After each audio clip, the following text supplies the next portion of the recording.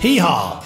Gather veterans, it's time to join the fight. The long war begins in the mobile soup kitchen down in Texas.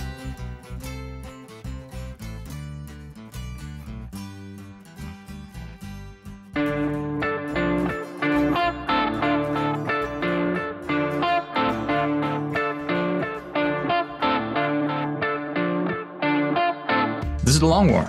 I'm Rob Bear, and joining me once again is my partner in crime, Kenny Boucher. What's up, dog? Yo, dog. Great to be here. Hey, you staying moisturized out there? Mm-hmm. Been hearing a lot of stuff, but Yep. I'm worried. I'm worried about you.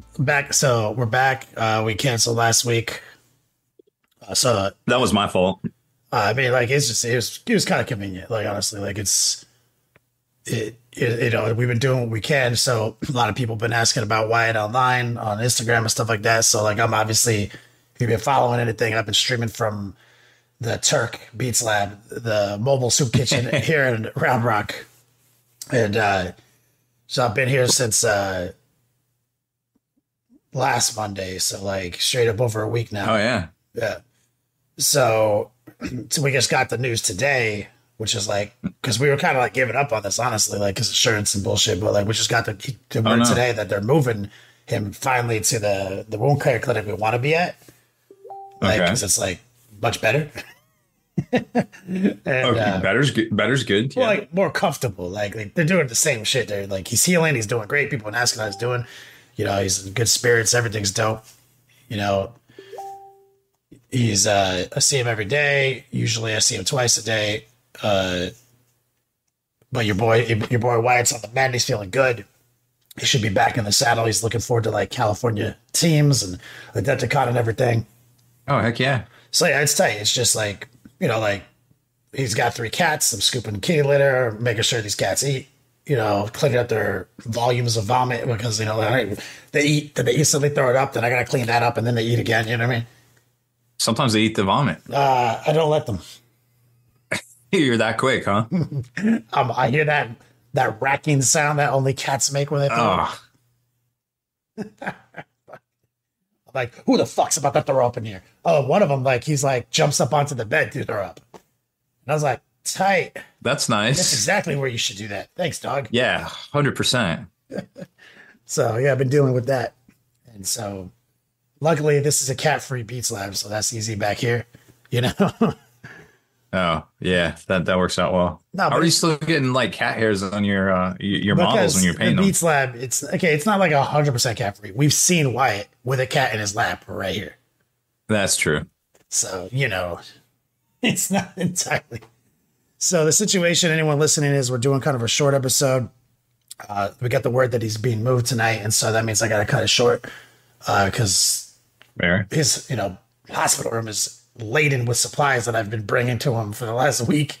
And so I need to go, you know, collect said supplies and move it to his, you know, to the new place. So, yep, that definitely tracks. Nice.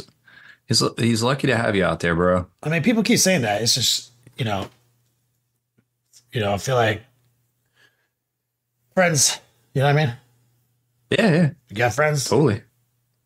I'm in a situation where I'm technically homeless, so like this works.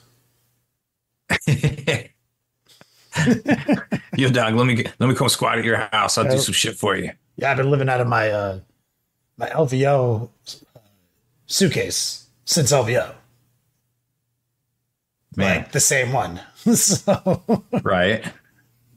You know, we're just handling business. So it's good. Like everything's great. Why he was playing some Diablo 4 on his gaming laptop from the hospital room. He's using his mobile hotspot for better Wi-Fi connection. Like we were playing last night. We were playing a little bit.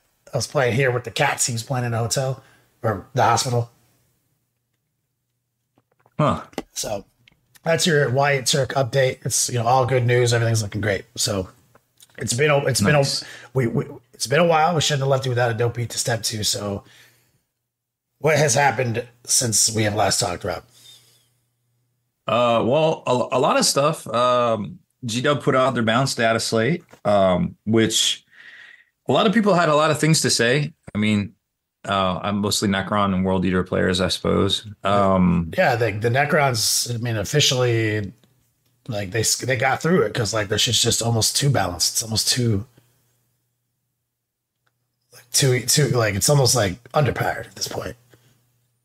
I mean, I feel like people. Well, we saw the FAQ. They got an FAQ before LVO, right?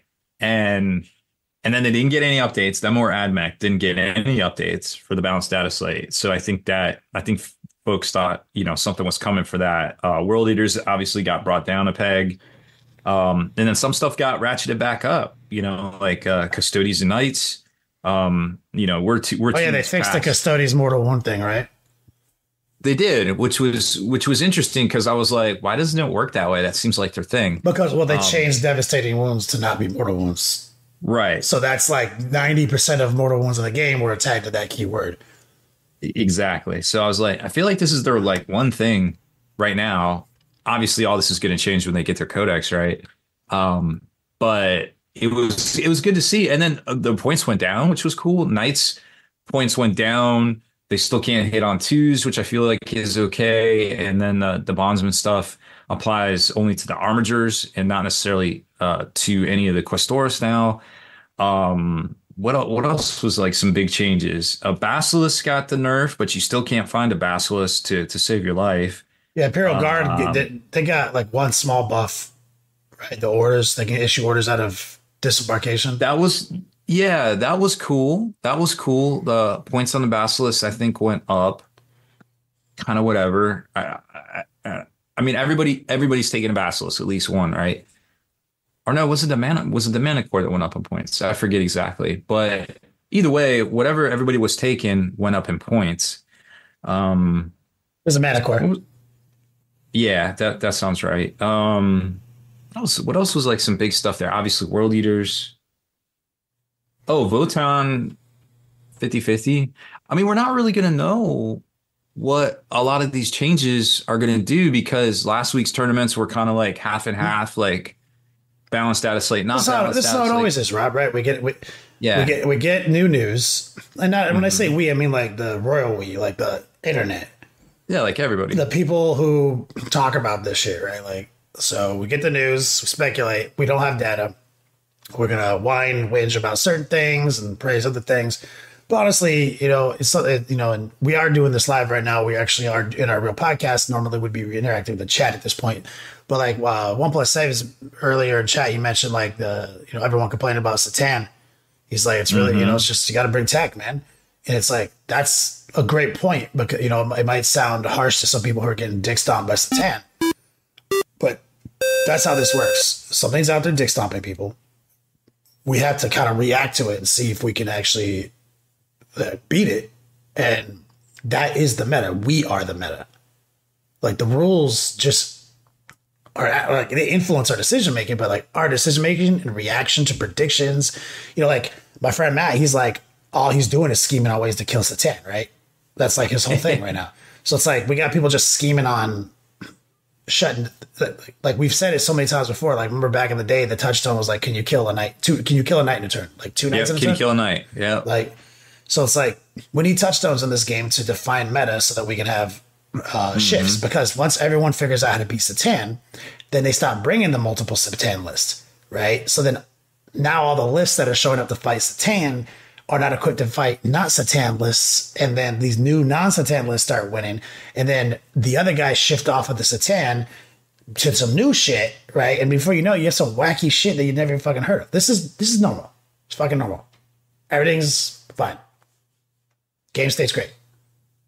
No, I really do think it is, and I'll reiterate. Well, first of all, let's talk about the one thing that nobody's talking about. GW actually did a super solid, and this is something we have been asking for literally ever. They adjusted the Munitorium points changes or points, whatever, the data thing. Yeah.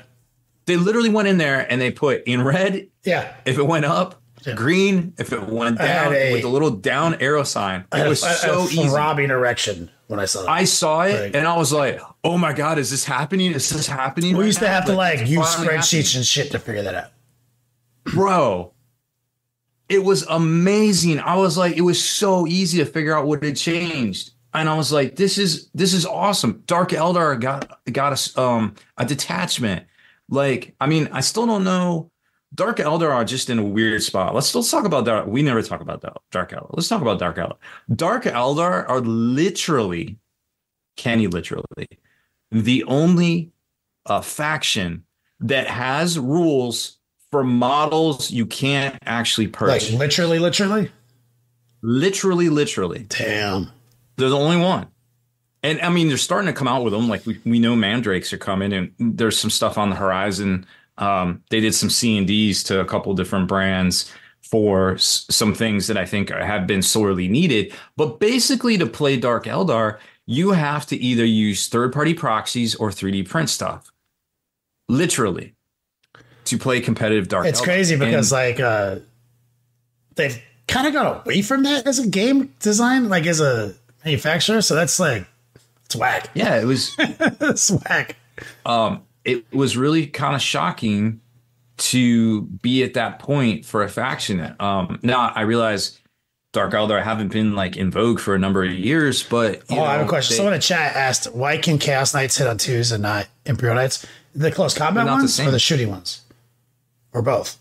To speculate, I don't know anything about those codexes, but I imagine access to rerolls is more predominant in Imperial Knights, is what I would speculate. Whereas it's not as... This is just rules, objective analyst. I don't know if that is a fact. But typically when you see something like that, it's because somebody has like reroll access and somebody doesn't. Well, their weapons are completely different for the named ones. But yeah, I mean, that they've never been the same as far as like level of lethality, effectiveness, whatever word you want to maybe add in there. Which is also weird because, well, I guess fundamentally renegades are always different than loyalists anyway. So, you know, yeah, Quinn was asking, he's made some boomer comment about not understanding clocks anymore. We're on at a different time right now, Kara Quinn. That's on me. Yeah, that's on us. It's not you. We have a timer. We're gonna. I'm going to the hospital and to go help with Wyatt's move to the wound care clinic, and he's doing great. Like everything's fine. It's just we had to kind of move it up real quick so we can squeeze out a podcast, and we're doing kind of our normal podcast, but also talking to chat a little bit. Yeah, it's kind of a hybrid because last week. Oh, somebody did ask. I guess, yeah, it sucks. We had to cancel last week when the data. Yeah, that was on me. That's not everyone, dude. Like, it was just like, it was, the world conspired against us. So Kevin asked, Kenny, how you feeling about the Chaos Space Marines changes? Now, I like them. They're all fair. They all make sense to me. It's like when you see something as dramatic as like, you can't put guys in a vehicle anymore if they're not the same mark. That fucks a lot of people's game plans up. You got to realize that that's normal. That's usually how it is. Been playing this game since 1997, dog. That's typically the game. And so they always feel like this little brief window, let us be fucking savage cavemen and not have that rule. And we do dumb shit with it, like, you know, dark obfuscation on the Rhino and get out with the fucking undivided guys, right? They're like, nah, you guys know it's not going to be like that in the Codex. Here's a preview. You know what I mean? I was like, yeah, checks. So that's over. That completely changes certain delivery methodologies and lists entirely. The big change to the undivided wombo combo too. Like they're not going to do full hit rerolls and wound rerolls, just wound rerolls. Yeah, it's fair. The dark obfuscation changing to 18 inches off of 12. It was fair. That shit was a crutch for me at LVO. Like, straight up.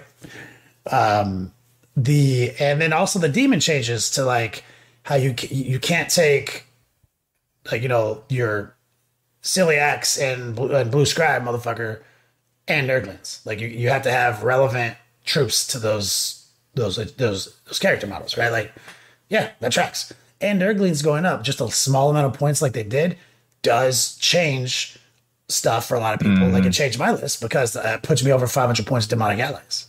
So I can't do that. So I have to change my list. And so I utterly changes mechanics of my list that I did really well with an LVO. And those are the moments I live for. You know, like that's what I need the game to move forward. You do, yeah. I need new. It's like playing an ARPG online. I need chase items. I need a chase. And so, like, if everything just works always, I stop playing it because there's no chase. So I 100% endorse and agree all their fucking changes. Back to you, Rep. Yeah, I'm looking through everything here points wise, and I mean, besides Crisis Battlesuits going up, I mean, Agents in the Imperium, so none of the Assassins went up, which was to be expected. I think all the Agents in the Imperium are good in place. Crisis Suits went up, which was a little bit of a pain point for some folks. I don't think it was that bad, but 8-Bound going up, I think that was happening. World Eaters, Master of Executions going up, Karn going up. I mean, you literally saw those units in every list. So I don't feel like that's too much of an ask. So now they're going to have to figure that one out a little bit more, kind of like what Kenny was saying too. Well, it's funny because it's like either like Angron is really the only guy that doesn't make sense to me. Like his points for he's 2 Angrons minimum, right? Mm-hmm. He's never not been like he's never not True. died and not come back. You know what I'm saying? Like so. It's either like Angron goes up like a crazy amount of points, or since everyone takes Angron, let's massage some of these other units to kind of equal that. Is kind of how I view that. You know what I'm saying? So you could either say Angron, you know, you either throttle Angron's ability to come back to life in some capacity, overpoint him in some capacity, or just spread those changes out to other units. Do you have a list of stuff that you feel like might have got overlooked, or like what are your dark horses here in all the changes between points and potentially like data slate changes, right? I mean, I only really looked at the stuff that directly affects me, and so all of it's fine. It's like to me, it's like some people were saying like, you know. Maybe like, you know, Wyatt was upset that Imperial Guard didn't get more love. Like he wanted to see he wanted tanks to be better. You know what I'm saying? Fair. So I mean, I think they have a little bit of leg room regardless. I mean, because they will eventually. I mean, they did technically just get a codex like about a year ago. And then they will probably be. Remember, by the end of summer this year, we're going to have 12 codex books out of 26, which is kind of wild because we still, by the end of this summer, we will still have 2 years left in this edition by, you know, the way GW does things. Yeah. So they're going to have to either slow down or fill in the gaps with something. Obviously, we know they're slowing down right now. And, you know, I think that's another thing that the folks haven't really been talking about. And maybe I'll get back to some of the stuff that I'm seeing on the changes here that I don't feel like the meta has fully adjusted to or is ready for, and maybe things to look for coming up in the meta in this season, right? So, I think one of the big things that we all need to remember is that, you know, and I'm probably the most guilty of this because sometimes I like to kind of be like, oh, GW should do this or GW should do that. But realistically, GW is just in a bad spot in general as a company, as in retention and policies and all sorts of things, right? But that aside, with all the difficulties here in America with like, you know, actually getting, being able to get product out the door to stores, you know, yes, Old World was delayed. Yes, they put a ban on restocks for stores for, 10-ish days, we'll say. That's been lifted. You know, stores can restock now. And also, they still got the Deathwing Assault army boxes out on time for stores. So they really realistically were only one new release behind, air quotes, They were a little behind on the Age of Sigmar stuff, but for having that much difficulty, like logistics wise, between the snow and the ice, it wasn't just that the warehouse was shut down. It wasn't just that UPS wasn't picking up. A lot of it was, folks couldn't get to work. They couldn't get to the work, like you can't really do much about that, right? So, GW was able to recover. They are getting stuff back out. They are allowing stores to restock now, and they did a really good job with it. I feel like they did a really good job with this balanced data slate too. I personally saw, Lionel Johnson went down. Now, granted, they are going to put out another update because we don't have any points for the Inner Circle duders. They are going to put out updates when the Dark Angels book is official. I've heard some folks complaining about that they can't register their Codex book from the Deathwing Assault on the app right now. I guess it's not unlocked or something. I don't personally know, but some folks have said that. So there's more changes coming, and they're going to go live. Bobby G went down in points, and when was the last time we saw like Bobby G on the table? You know what I'm saying? Right. Like that, how cool would it be to see, Bobby G on the table? That dude going up and down in points though is kind of standard. Yeah, that's always kind of been a thing for, when did he come out? 2017, for like 7 years now, I guess. Jeez. That guy's points were fluctuating like a motherfucker in 8th edition. They have a hard time dialing him in. That's for sure. The just Marines in general are still in a good place. I mean, a couple of key things went up, but not like the stuff that we were seeing so many of. So like, I still feel like 40K in general is in a good place. There is some things like Kenny was saying, like, hey, that's just part of the game. Like, you got to figure out the fix. You got to be able to kill a thing or deal with a thing, or, the objectives out there. So, maybe build for that. No, it's a solid update and everything's fine. Like, still, yeah, everything's fine here still. I think game's still fine. Everything's great. Yeah. Are you the one to put that meme out? The fucking Steve Buscemi one, like with the hello fellow melee enjoyers. Melee enjoyers, yes. Are y'all ready for them? Tau. Hello fellow Tau, or what? I can't remember the way it's phrased. It was on your Spiky Bits. Yeah, no, it was. We found it. I think we tagged a person in it, but that was a good one. I was like, oh my god, that's so good. Fellow melee enjoyers holding up all his crew boxes. Yeah. And then they did preview Kroot Hounds, and I think they look great. Way better than the current the Finecast Hounds. I'm kind of torn. Like the Kroot look good. Like, I hope there's, I don't know, they just look good. I hope there's a way to just play Kroot. That'd be fun.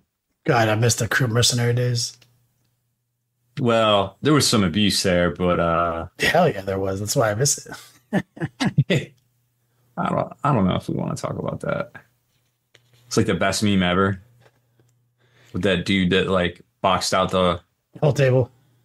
Yeah, it's just like, oh, okay. I see what you're here for. Winning. Yeah. I watched the game once. Man, we had some wacky rules back in the day, dude. To anyone who doesn't understand what that was, it's like if you some armies would like have like a crazy outflank rule, and then Kroot could do all this like forward operating and outflanking that other people couldn't do. So like 120 Kroot just like Congo lined around the entire table while like a White Scars army was trying to like outflank in, and so they're tabled automatically. And yeah, because they couldn't get on the board. But we had other rules because like you just straight up can't pass the line, right? Like you're done. And we had other rules like, dangerous terrain checks, a vehicle roll of 1, it couldn't move. I saw like another game where like it was like a White Scars or something like that outflanking Land Raider. And it came on, I had to like go over a speed bump and roll a DT check, rolled a 1 halfway off the board. Oh, yep. It's like technically destroyed. I mean, bro, this Yeah, game. People are like, "Oh, I miss the old days." Really? You remember like when you could blow up a Land Raider with its guys in it, and then roll a scatter dice, and then it would scatter off the table or some shit. Yeah. Or if you roll the 6, everything inside was destroyed. From ordnance weapons. Oh man. Bro. Nah.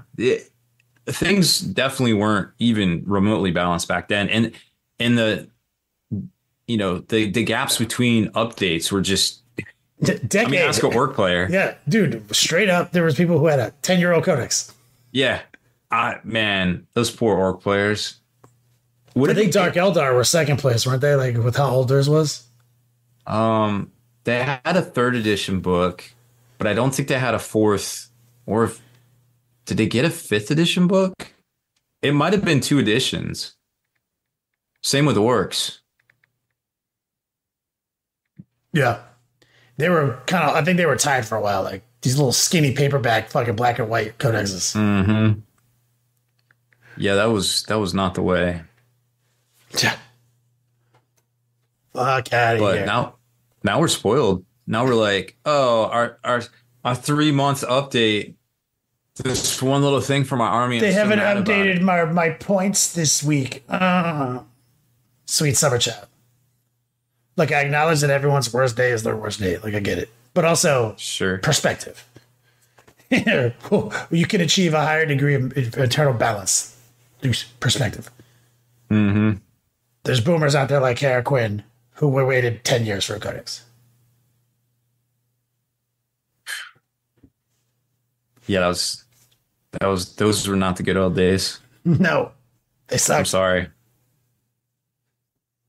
But, I mean, I think going forward, we're going to see a lot of books by summer, and that's going to be very exciting. Yeah. Rumored army boxes for Chaos and Custodes, and everybody's getting new models. They said it. So, like, there's plenty of room for excitement. Yeah, somebody mentioned Sisters. I don't think they actually had a codex in third. I thought they had like a White Dwarf article or some shit. For who? Sisters. Did they even actually have a codex in third? Because I know people played them. But was it? I don't think they did. I don't think it was a codex. I think they had a 2nd edition book. Like, because we had all sorts of things popping off. Oh, yeah. I think it was a chapter approved. Wasn't it? Yeah, because we remember we would get White Dwarf articles, which were important. And we'd also get campaign books. Mm-hmm. Like Armageddon is where we got Speed Freaks and stuff like that, and Lost in the Dam, or a Ayatar campaign. So we get these like books that like were not technically codexes, but had a bunch of supplementary rules and they were just part of the game. Like, so it was really wacky, dude. Like, shit was not tight. Yeah, we had Witch Hunters and Demon Hunters for Grey Knights too. Zen mentions, yeah. It was not the good old days. People talk about the 3.5 Chaos Codex like it's this like amazing thing. I'm just like, I mean, it was a powerful codex for sure in a children's game. like nah, yep. We're good. It's much better now, trust me. I think somebody in chat, wait, go by, Corvidae, it's talking about restocks. Like, he just wants restocks, or they want restocks. So obviously there was a slowdown on restocks here in the States, but also you have to realize if your store isn't actively restocking every week, they are going to miss out on the hot stuff, because there's only so much hot stuff. And GW is actually, and I haven't talked about this on the site or really on here, but GW is actively allocating things like armigers and land raiders and things. So like, and it gets even more wild. Like, they'll put a cap on 2, and it's things like, well, okay, so I can get 2 now. Can I get 2 next week? Well, there's not going to be 2 next week. So a store will get 2. And somebody might have already pre-ordered like 6, right? Or I guess that wouldn't make any sense maybe 3 boxes, right? And they got 2 out of their 6. And the same thing was happening when The Lion came out and Farsight and all that stuff. So like if your store, it isn't always that GW isn't doing it. If your store isn't actively restocking, which is kind of a big ask, because so stores have to put out the money 2 weeks ahead for new releases. And in between there, when they're allowed, they are allowed to restock. And if they're not doing it every week, they are going to miss out on the hot stuff. And if they try to order too much of the hot stuff, they're just not going to get any of it. So it's like this weird, like delicate, like juggling game of how do I get the stock from my stores? Nobody knows. I pre-ordered 6. Sure. But yeah, it's a wild one out there. Corvid says he went to stop by Warpfire and they got 18 boxes of black spray paint. It sucks. Nice. Oof. Useful. I mean, black spray paint's good. You can get it during the pandemic. I could use a can. I'll take 1 can. Yeah. It's fucking out of control. Yeah, I think there's. I think overall, the hobby's in a good place, and the data sheet's going to be good. And we got what? Let's see what's coming up. Cherokee's coming up. Cherokee in the month. This month. Then Adepticon. California TC. teams and Adepticon. When's that? It's also in March. Cali teams. Oh, because ATC is early March. Early March? Oh, it's early March this year? No, 8, the number 8 TC. Oh, 8 TC, the 8-man event. Yeah. That's March. Yeah, early March. Yeah. So when's California teams? I don't know. Right around that time. I'm assuming. I think it's the beginning of March. Well, I mean, there's enough space. Oh yeah, Rocky Mountain Open is early March too. Wow. We got plenty of things. It's almost too many things because then I always feel like I can go to that thing later and then I never go. I mean, that's why I'm never going to miss LVO and Adepticon. You know what I mean? You can't really go wrong with either of those two. Yeah, I mean, one's the biggest competitive singles event, and the other one's the biggest convention style. Well, wargaming the biggest miniatures based convention. Like obviously, Gen Con's bigger, but it's not a miniatures convention. No, it's gaming in general. It's gaming in general. It's bigger of a magnitude of. Not even comparable. It's like a regular convention. It's like these anime conventions and shit have like 60,000 people. Like fucking. I mean, they take over a whole city basically. It's not comparable. So like Adepticon is the crowning jewel of tabletop wargaming. And it's microscopic compared to an average fucking anime convention. I think that's a good match. I mean, there's lots of local ones to go to too, obviously that you shouldn't miss because hey, you can drive there or whatever, right? But I feel like if you're going to go to one of the big two, just judge on that. Like, are you there for super competitive gaming, or are you there and be gone on Sunday, or are you there for the whole weekend to hang out with your buds and see basically every manufacturer out there and get some good foods? Then that's probably Adepticon for you. You know what I'm saying? Caraquid says there's a dude cooking on YouTube with 5 million subs. 40K is tiny. Yep. You know what's bigger than Warhammer 40K? Literally everything. Yeah. I mean, we're in the gaming space, which is one of the biggest markets.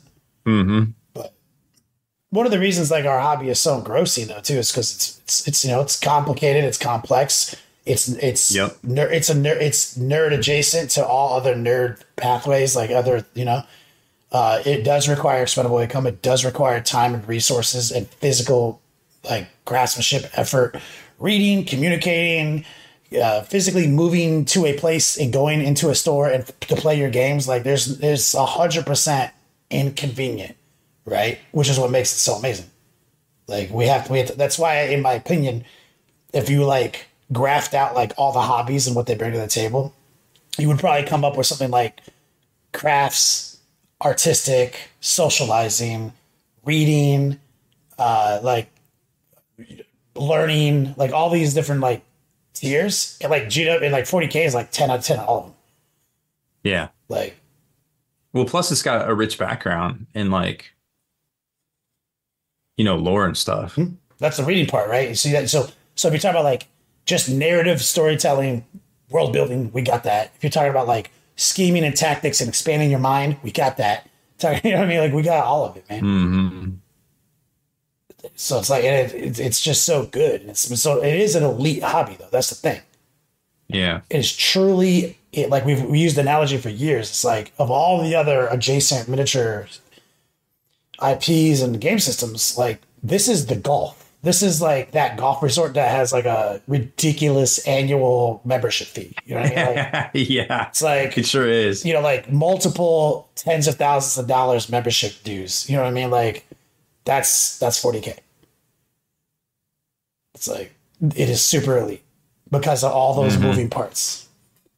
To actually get a 2,000 point army on the table at like a major event, and to play like all your games, and to know and to know how you're playing your army, like to know you're playing the game correct, is truly an elite experience. And that's what I'm always trying to push people toward with, like, that's my whole thing. Like the way I teach people how to paint and everything is like, because the more OP at painting you are, the more of that you get. So fucking love this hobby.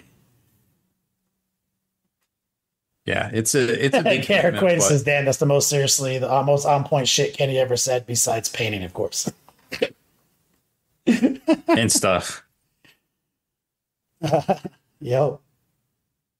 Ask K.R. Quinn why he's Kyle, watching cooking shows. I only read the first sentence of this. Kyle Rhodes says, I'll say this. I've never heard of a fisherman going to a fishing tournament saying he's going for fun. The fun of it, and there's a core charge fee to enter, but I have seen fishermen just go out and fish. Exactly. Like that's like if you're like into the fishing as a hobby, not like let's go fishing with my kids. You want to do it at the most elite level. So you're gonna be part of a community that knows what they're talking about, probably online, right? You know what I mean? You're gonna have you're gonna have equipment that probably an influencer told you is the best equipment. You're going to know the techniques because you're going to watch some videos on it, and you're going to go to meetups. You're going to try these. And so when you go fishing with your buddies, you're always catching fish. You're fucking winning. You know what I mean? Like so treat it. So every hobby that's worth doing is a part-time job. And so Yeah. 40K is just the most encompassing one. There's a winter league here at the local store, and it's only got like 8 people in it, which is still a decent amount because for the amount of weeks, you're basically going to get to play somebody different each time, right? But and they went through all this trouble to like go through and like pick out, okay, so week 1 is like this mission and that and everything. And, and I come in and I'm like, yeah, I'll play, because for me, just getting to play is winning. You know, like, I'm like, oh, sweet, I get an excuse to go play. So like, I don't care if I win or lose. I straight up roll in there and I was like, this is 2K points, right? Because I didn't even think about I didn't even read any of the league stuff. Like there was specific matches. It was 2K points, obviously. We played this whole game. I set up the whole game completely wrong. It wasn't even the week 1 thing. And we didn't you're supposed to turn in your overall score. And I was just like, you know, at the end, I was just like, whatever, you win, man. It's cool. And I didn't even put my full squads of wardens on the table. Like I was missing a dude in each squad. And when I put them back, you know, with the strat, I was like, wait a minute, what? I don't only have 5 dudes in here. I only lost 1. And I was like, oh, I didn't even take out the right amount of models. But for me, again, just getting to play was winning, right? So I was super excited. And then at the end, you know, I wrote a note out. I was like, yeah, so-and-so beat me, whatever. And the next day, the TO's like, what the fuck, man? You didn't even read it. Like there was a set mission. You ruined my whole league, dog. But here's the thing. And I was like, oh shit, I'm sorry. I was like, all right, we'll figure because my opponent actually kept track of it in the the app, like the tracker app. But here's the funny thing was I wasn't the only one that did that. Like everybody did it wrong. Nobody read the shit, right? And I was like, okay, all right. So now I'm going to take it seriously. Now I'm going to read each week, make sure we're doing the right mission, make sure we're writing down the score. Because there's always that like third component is the person running the event, and they spend all this time like setting it all up. And then you just like don't pay attention. People don't read, man. That's a fact. I don't read. And I even chastised myself. I was like, you would think. You're literally, you would read. My literal job, well, one of highly tied many hats, is literally reading. And I didn't read any of the shit. And I felt like a big dumb. You're a peasant just like the rest of us, Rob. Like in wallow, what's that? You're wallowing in filth just like the rest of us. It's just flailing in the mud. No, it was good. It was a good wake-up call. I was like, all right. Kara Quinn, he was going off about how cooking's important to him, and he says something like, life's too short for Circle K. But then he came back and he's like, although I guess Circle K, it's great for the memes. But I bet Kenny's mom can cook, embrace the parent experience. Oh, yeah. She's preparing to beat Bobby Flay in that cooking show. She's ready to go. She's got her recipe and everything. Dang. But I don't go to Circle K for the food, dude. Nah. Go for the dick pills, the scratchers, the Four Locos. Oh, man. Yo, you want to talk about back in the day? Let's talk about Four Loko. See, that was something that was better back in the day. Mm-hmm. Better meaning more likely to put you in the hospital. Well, I mean. No, I agree. That makes it better. Yeah, it was like, hey, we didn't have to wear seatbelts or like bicycle helmets and back in the day. Glad I did, though. My dad would yell at me when I wasn't wearing it. I remember one time putting it on because I did something stupid. I was like, maybe I should wear it this one time. Oh, yeah. Fucking busted my head, but I was wearing that stupid helmet. It collapsed and kept my cranium from fucking shattering on a fucking curb. I was like, okay, that would have removed me from the gene pool. My dad was right. Mm-hmm. But it's funny because like he was such a stickler for it. You know what I mean? Seatbelts, helmets, but like he's a full boomer. They didn't even have seatbelts in cars. You know what I mean? Sheesh. Makes it tough. And something that I always give my dad shit for is to be like, yeah, you're the generation of like participation trophies. I was like, let me explain something to you, Dad. I was a child. I didn't invent that. Let's think about this with our big boy brains. I was a baby winning participation trophies. So was it like a council of babies who decided that this was what we were going to do? Y'all were the E-Trade babibies. Okay, or was it like just you? Was it you and your council of fucks who said that they were going to give us participation trophies? This is your parenting, dude. If you don't condone, if you don't like it, look in the mirror. So many double standards. So many double standards. So little time. Like, you need to wear your helmet or I'm going to ground you. While not wearing his helmet as a kid and saying that kids aren't tough anymore and they're all too soft. You know what I mean? Like, what? Pick a lane, dude. I've become the thing I hate. Nice. So that's it for this one. Make sure to head on over to the longwar.net for exclusive content, early access videos, and more. Become a veteran of the Long War today.